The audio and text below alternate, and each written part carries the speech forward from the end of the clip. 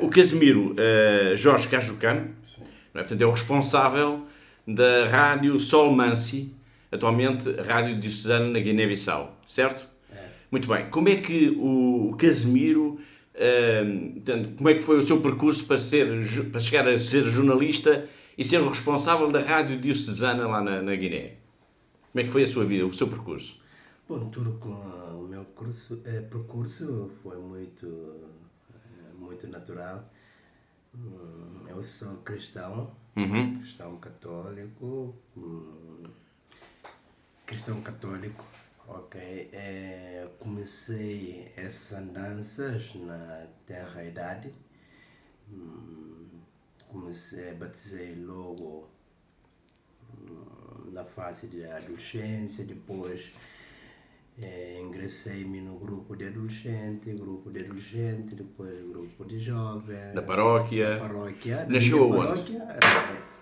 Não faz mal. Nasceu onde? Nasci em Bissau. Nasceu em Bissau. E, pertenço à paróquia de Cristo Redentor. Fiz parte, eu era do grupo de adolescente, responsável de cultura e desporto no grupo de adolescente. Depois passei para o grupo de jovem, desempenhei as funções de secretário do grupo de jovem. Alguns anos depois assumi as funções de responsável do mesmo grupo de jovem. 2 anos depois fui escolhido entre os meus pares responsáveis de grupos de diferentes paróquias de Bissau. Fui escolhido como coordenador da Comissão Diocesana de Adolescência e Juventude do setor pastoral de Bissau, atualmente Vigararia de Bissau. Desempenhei essas funções durante 9 anos.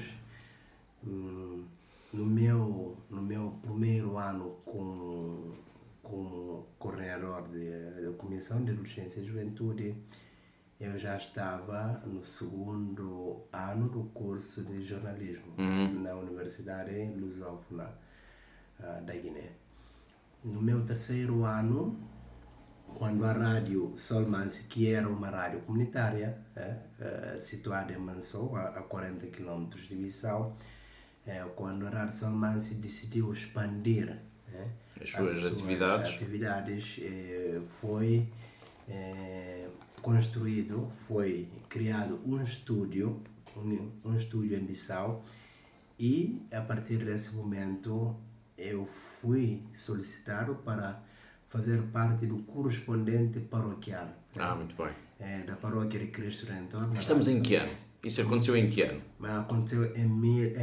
Aconteceu em 2008. 2008. Portanto, o seu percurso como jornalista, neste caso da Rádio Diocesana, começou em 2008, como correspondente paroquial.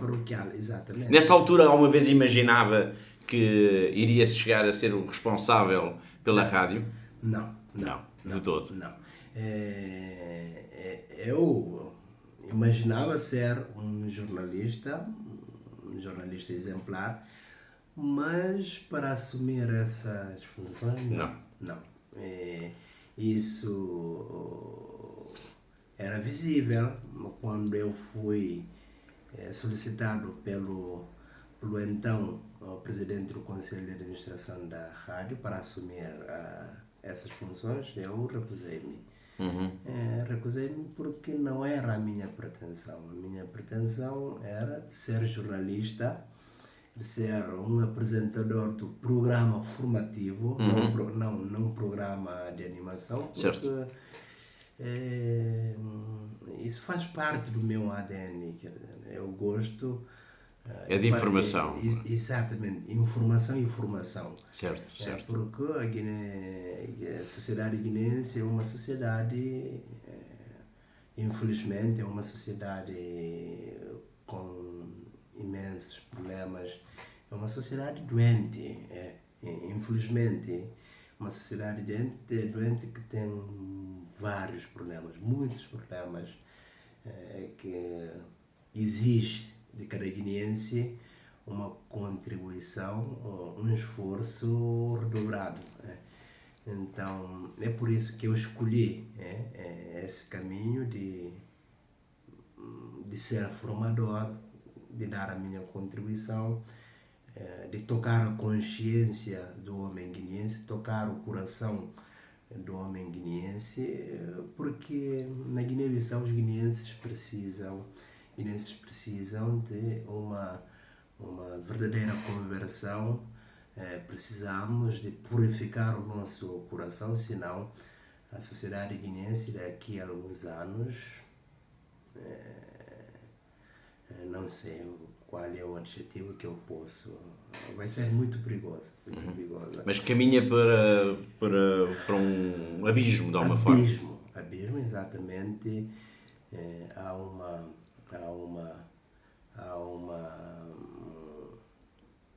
como é que eu posso dizer, uma inversão de valor tremenda, tremenda, a desvalorização daquilo, da moral, tudo aquilo que é moral atualmente na Guiné-Bissau é posto no segundo plano. A imoralidade está ganhando cada vez mais espaço na sociedade guineense, começando pela classe política e a própria juventude está a caminhar nesse caminho, muito, muito, muito escuro. Muito bem. Sim. Vamos falar também um pouco sobre a Guiné-Bissau. A Guiné-Bissau é um país essencialmente muçulmano, mas a comunidade cristã é uma comunidade relevante, historicamente até muito relevante. Já agora uma pergunta, o Casimiro nasceu numa família cristã? Nasci numa família cristã, sim, porque os meus pais são cristãos, mas não são cristãos autênticos. Sim. Então são meio cristãos, porque misturam às vezes as coisas com a religião tradicional.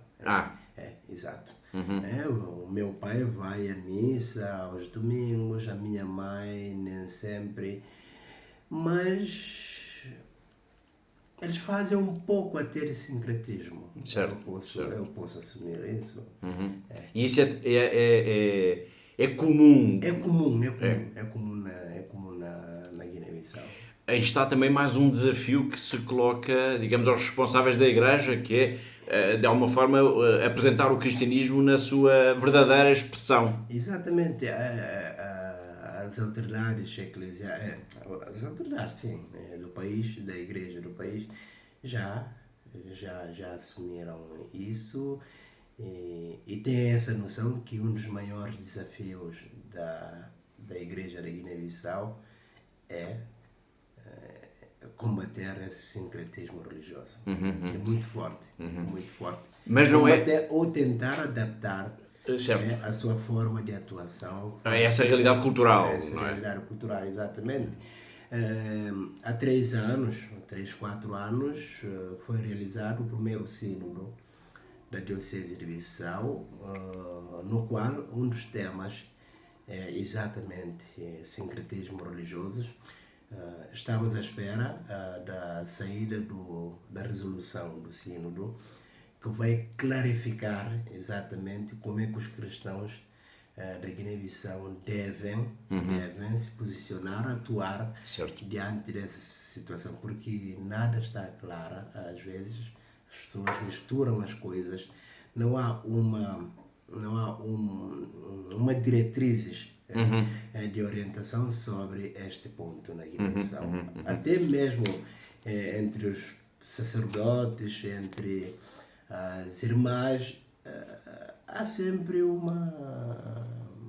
há uns que defendem isso, há uns que condenam isso, e entre não há uma linha clara. Não há uma linha. Certo. É por isso que estamos à espera ansiosamente que saiam as conclusões. Sim, que deve sair, acho que em breve os cristãos guineenses vão conhecer quais são essas linhas orientadoras, não é? Exatamente. Muito bem, o Casimiro Jorge Cajucam referiu que um dos problemas, foi a expressão que usou, da Igreja hoje em dia, mas esse não é o único problema. Infelizmente há muitos problemas com que se defronta a Igreja Católica hoje na Guiné-Bissau, a comunidade católica, a comunidade cristã. E aqui importa levantar... aliás, uma das questões que nós falámos, que o Casimiro colaborou diretamente com a Fundação AES, que foi um ataque a uma igreja católica, a igreja de Gabu, que foi no dia 2 de julho. Esse ataque, digamos, com o vandalismo que aconteceu, surpreendeu a comunidade cristã porque nunca tinha acontecido nada do género. Sim. Como é que lidou o Casimiro, jornalista, com a notícia deste ataque, deste vandalismo a esta igreja católica?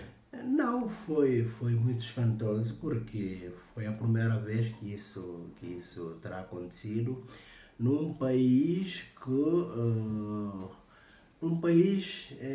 onde a relação entre as religiões, a relação entre muçulmanos e cristãos são boas, são extremamente boas. A Guiné-Bissau tinha sido e tem sido exemplo nesse aspecto. Até quando há um evento, por exemplo, um evento religioso muçulmano em Mansoa, a Igreja Católica cede Espaço para a realização desse evento. Há 2 anos, a quando da ida dos peregrinos muçulmanos a Meca, é na igreja Nossa Senhora de Fátima em Bissau que eles passam quase todo o dia. Em preparação. Quer dizer, há uma convivência muito sã, muito invejável entre muçulmanos e cristãos. Durante o tempo Ramadão, fazem trocas, solidariedade, irmãos muçulmanos que dão, oferecem os seus sacrifícios aos cristãos. Na festa de Páscoa também, Natal, durante esse período, há uma solidariedade.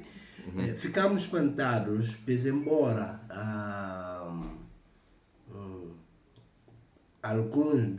de 2 anos para cá, começamos a ver alguns sinais com a tentativa da politização, da introdução da política nas religiões, sobretudo os líderes políticos que andam a instrumentalizar alguns imames, isso é verídico.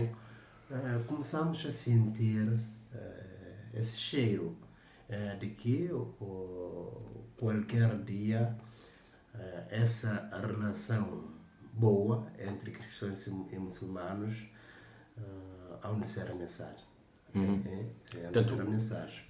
Sim.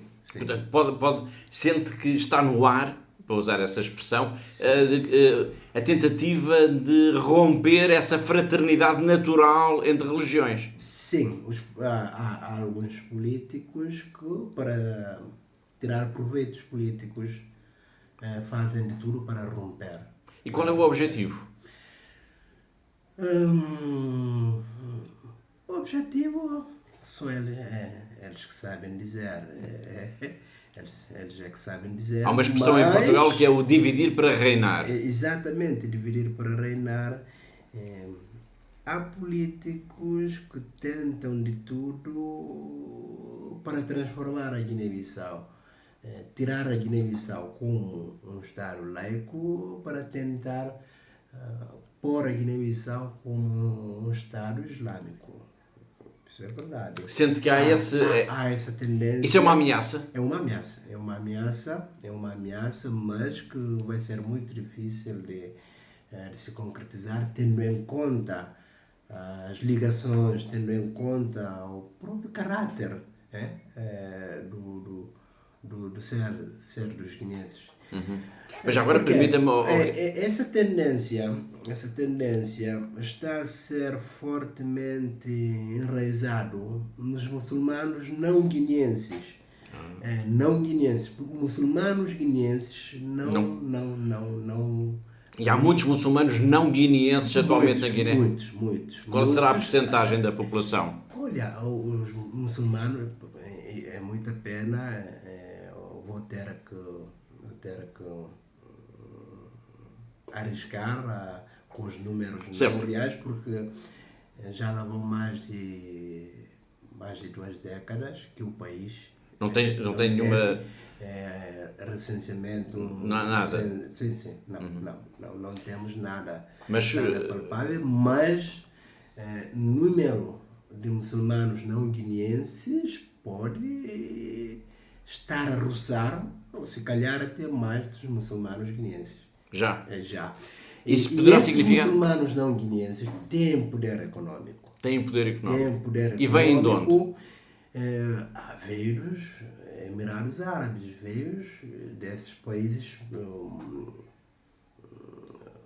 muito ricos, países árabes ricos. Exemplo, nos últimos 10 anos, ou nos últimos 15 anos, mas nos últimos 10 anos, foram construídas centenas de mesquitas. Centenas de mesquitas.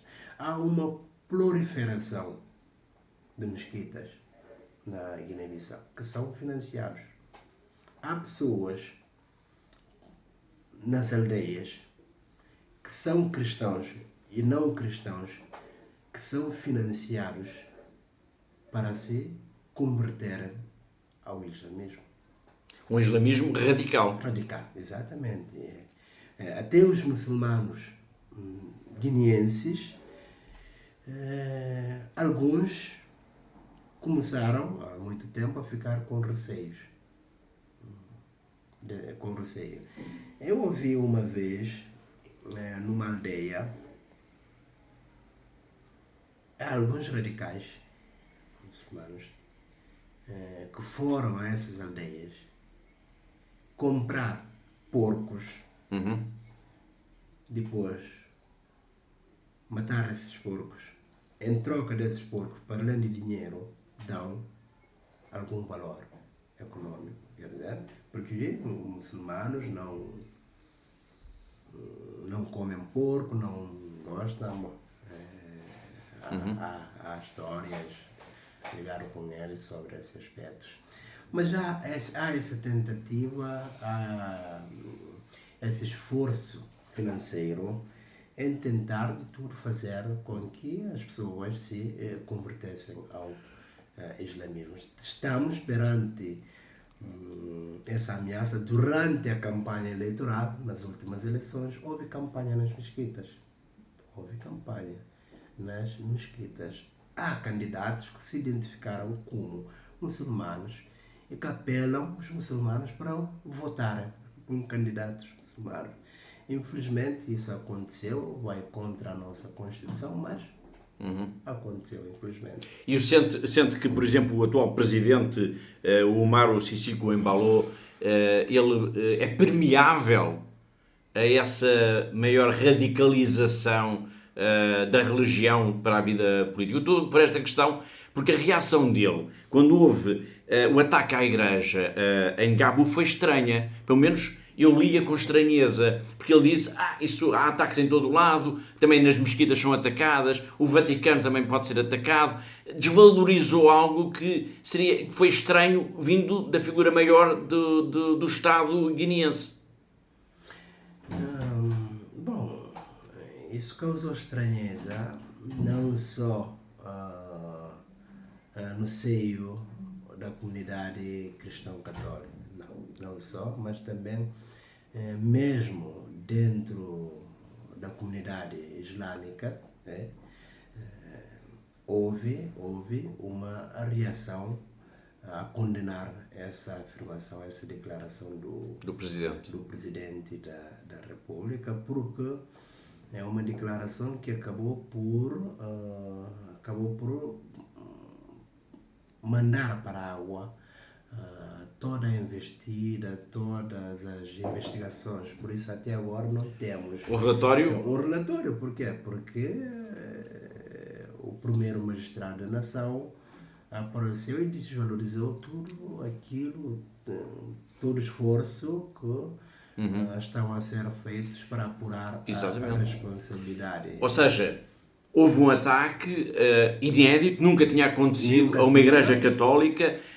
As autoridades... Uma onda de solidariedade. Exatamente. Em todas as franjas houve um esforço para das se apurar locais, exatamente, e do ministro que se deslocou e que disse que ia haver um inquérito. Exato. E depois vem o presidente a dizer não importa. Não é nada que ninguém lhe volta a questionar sobre esse assunto, porque é normal também nas mesquitas. Isso é abrir também a porta a novos ataques. Pode ser. É preocupante. Deixa-nos todos preocupados. Né? Deixa-nos todos preocupados. Foi uma declaração infeliz. Eu esperava o pedido de desculpa depois da parte do presidente. Infelizmente não. Nunca aconteceu. Nunca aconteceu. Mas, dias depois, um imã muito influente foi solidarizar-se com a Igreja Católica de Gabu, deslocou-se de Mansou até a paróquia Santa Isabel de Gabu para prestar a sua solidariedade com a Igreja Católica, em particular a comunidade católica de Gabu. Um mês depois, o Bispo de Bissau e o administrador diocesano estavam numa reunião em Mansoa, reunião preparatória da Jornada Mundial de Juventude, e foram também prestar solidariedade ao imame pelo falecimento do seu pai e aproveitaram reforçar, dialogar sobre a necessidade de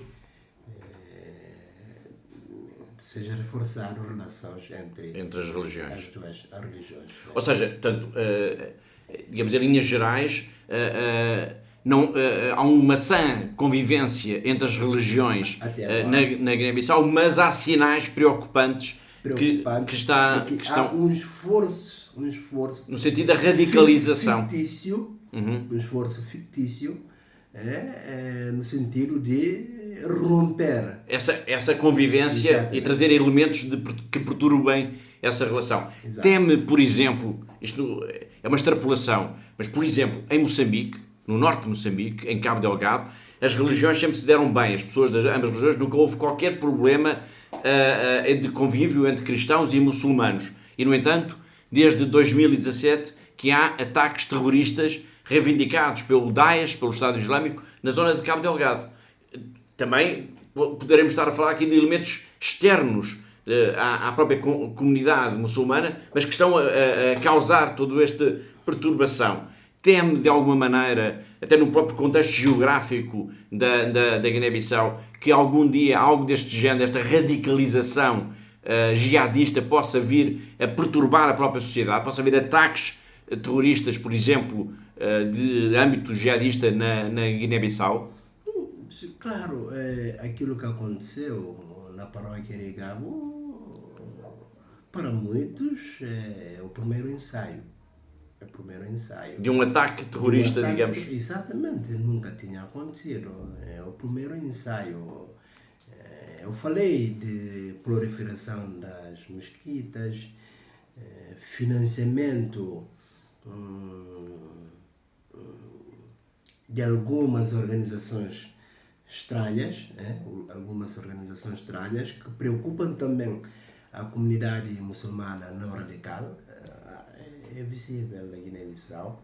É por isso que a Rádio Solmansi está a fazer tudo para reforçar a sua sensibilização nesse aspecto, mostrando o perigo dessa radicalização. Exatamente. Temos essa responsabilidade, mas o poder político deve estar na linha de frente para prevenir contra essa tendência. Infelizmente não tem havido pouco esforço por parte dos políticos. No entanto, tem havido pouco esforço por parte dos políticos para, digamos, antever e prever e prevenir essa radicalização, mas recentemente houve uma notícia também de uma forma preocupante, que foi a suspensão das isenções fiscais à Igreja Católica, comparando e equiparando-a às ONGs. Exato. Como é que o Casimiro viu esta decisão governamental? Essa suspensão, bom, não é só a Igreja Católica. Disseram que entidades religiosas. Certo, certo. Sim, não é só a Igreja Católica. Mas é claro que a Igreja Católica é o principal. É o principal. Objetivo desta. É aquela que mais intervém na ajuda às comunidades, a diferentes estruturas de organizações da sociedade civil. Bom, essa decisão, para além de ser ilegal porque foi uma decisão que provém de um despacho de um ministro. Despacho de um ministro não pode anular uma lei, uma decisão que saiu da Assembleia Nacional Popular e promulgado pela Presidência da República. Antes disso, era previsível essa decisão, porque uma vez o próprio Presidente da República anunciara que ia mandar suspender todas as isenções. Ia mandar suspender. Bom, meses depois isso aconteceu por acontecer, sem passar pelo Conselho de Ministros, porque estamos num regime onde todas as regras estão... Exatamente. O Ministro das Finanças recebe ordem do Presidente da República e vários ministros recebem ordens do Presidente da República. Essa decisão, para mim, é uma decisão que visa mais atingir a Igreja Católica. Com que objetivo? Com que objetivo? O objetivo é para cortar as pernas à Igreja Católica. A Igreja Católica é uma das únicas entidades no país com autoridade moral, com credibilidade. Quando a Igreja Católica é difícil de ser arrastada para os caprichos políticos, é claro, tem que se virar alvo a bater. Bom, eu faço a minha leitura, até posso estar errado, mas o objetivo para mim visa mutilar os esforços, as ações da Igreja Católica, que quase faz aquilo que o governo deveria fazer nas regiões, sobretudo. É a Igreja que presta serviços na saúde, na educação até estradas, casas das mães. A Igreja tem construído várias casas das mães. A Igreja tem prestado diversos tipos de apoios nas comunidades, mesmo na cidade de Bissau. Por isso goza dessa credibilidade, de prestígio e pronto. E o governo quer, entre aspas, abater um rival. Não acredito que é o governo. Algumas individualidades que estão no poder que querem. Porque dentro do governo há pessoas que reconhecem o papel da Igreja. Não se alinham com esse tipo de postura, esse tipo de decisão. De alguma forma já vê, tal como o ataque à Igreja de Gabu foi um primeiro sinal, digamos, preocupante, como referiu, também vê que esta suspensão de isenções fiscais faz parte, digamos, de uma mesma estratégia de radicalização da sociedade guineense?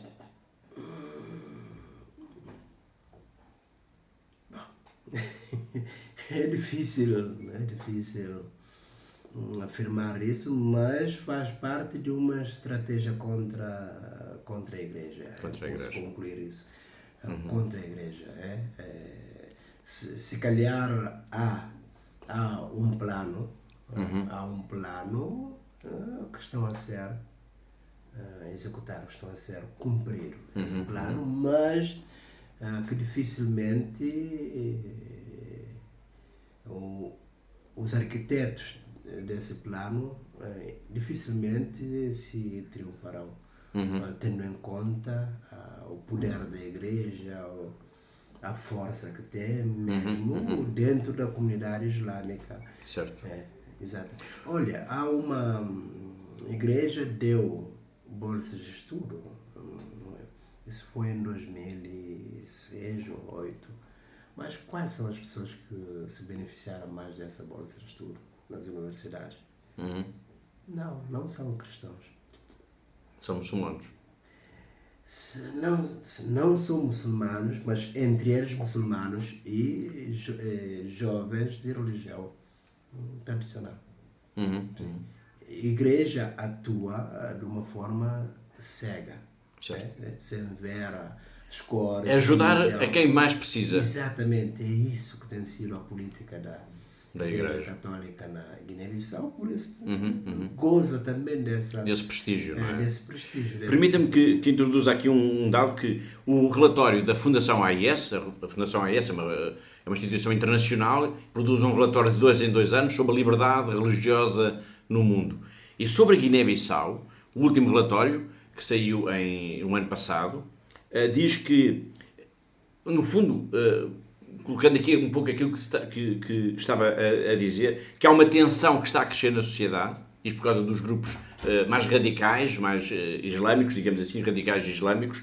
Há uma tensão que está a crescer, há grupos terroristas, jihadistas, que estão envolvidos em atividades ilegais, e refere a questão do tráfico de estupefacientes. Reconhece neste pequeno retrato, digamos, que de facto há sinais muito preocupantes a este nível na sociedade guineense. Isto para nós encerrarmos esta questão. Há sinais claros. Nas últimas semanas, nos últimos dias, a questão da droga tem dominado o cenário, o cenário político guineense. Há até acusações que ainda carecem de confirmações oficiais do envolvimento de supostamente alguns membros do governo. Não sei se é verdade, mas quem de direito está a fazer o seu trabalho. Mas há movimentação estranha, há esses sinais, há um perigo na Guiné-Bissau. É por isso que toda a sociedade guineense é convidado a fazer tudo o que estiver no seu alcance para podermos dissuadir esse perigo. Senão, a sociedade guineense corre o risco de colapsar, de alguma forma. Exatamente, de colapsar. Permita-me, eu fiz esta observação em relação ao relatório da questão do tráfico de estupefacientes. Exato. E dos grupos terroristas jihadistas, porque tráficos de seres humanos. E também tráfico de seres humanos, porque isso é quase que um traço comum a todos os grupos terroristas jihadistas que estão em várias partes do globo. Eles alimentam-se como? Digamos, financiam-se como? Através do tráfico. O tráfico faz parte, digamos, de um elemento quase base da existência destes grupos. Por isso é que estava a colocar a questão se isto também está acontecendo na Guiné-Bissau, porque pode haver o risco de transformar a Guiné-Bissau num Estado, num narco-Estado. Exatamente. Há esse risco. Claro, há esse risco. Em 2018, finais de 2018, houve apreensão, uma das maiores apreensões de droga, mais de 600 quilos, e os envolvidos foram presos pela primeira vez, julgados e condenados a 3 meses. O Supremo Tribunal de Justiça mandou anular, reduziu a pena, e algumas pessoas, essas pessoas, foram postos em liberdade. alguns meses depois, nesses dias, houve mais movimentações de droga. Fala-se neste momento de apreensão e desaparecimento de cerca de 600 quilos de droga aqui no país. Até há alguns áudios vazados neste momento. Fala-se num prêmio de 500 mil euros para libertar o cabecilha, deste tráfico de droga, que supostamente está detido. Mas, de acordo com o mesmo áudio, que carece ainda de autenticação, esse indivíduo foi posto em liberdade, que é alegadamente da nacionalidade marroquina. Sim, isto está a ser notícia nesses dias no país. Eu não estou no país, mas tenho acompanhado tudo aquilo que está a acontecer. Quer dizer, o fluxo de circulação de droga no país, segundo alguns relatos, segundo algumas informações, é muito preocupante. Tem aumentado de forma exponencial ultimamente no país. A Guiné-Bissau corre mesmo o risco de ser considerado como um narco-estado. Isso é verdade. Eu uma vez falei com um dos grandes nomes do país, alguém que já desempenhou funções relevantes, uma das pessoas que mais combateu o tráfico de droga no país. Falei com ela e ela está muito preocupada com aquilo que está a acontecer no país em torno do tráfico de droga. Mas autoridades têm aparecido ao público a dizer que está a fazer esforço para travar essa onda no país, mas na prática não. Na prática, porque não há sinais, claro. Não quer dizer quem é essa alta figura do Estado com quem falou? Eu não queria correr o risco de, enquanto tudo ainda se mantém no segredo dos deuses no país. Mas há acusações há informações que apontam pelo envolvimento de algumas autoridades, algumas pessoas que estão ligadas às estruturas do Estado. Altas figuras da hierarquia do Estado estão envolvidos nessa questão do tráfico. É o que dizem. É aquilo que tem passado nos últimos dias, de acordo com o áudio. Eu não assumo esse áudio como autêntico, enquanto há quem de direito não provar que é áudio. Muito bem. Autêntico. Gostava de que nos dissesse quais são os grandes desafios que se colocam hoje em dia à Igreja Católica na Guiné-Bissau e também qual é que é o papel que a Fundação AIS, como uma instituição que apoia a Igreja nos países mais necessitados, a Guiné-Bissau é um dos países mais pobres do mundo, portanto, por exemplo, a Rádio Solmansi é apoiada diretamente pela Fundação AIS, viaturas já foram entregues às dioceses através da Fundação AIS, digamos que há uma onda de solidariedade para com a Guiné-Bissau, mas quais são as maiores necessidades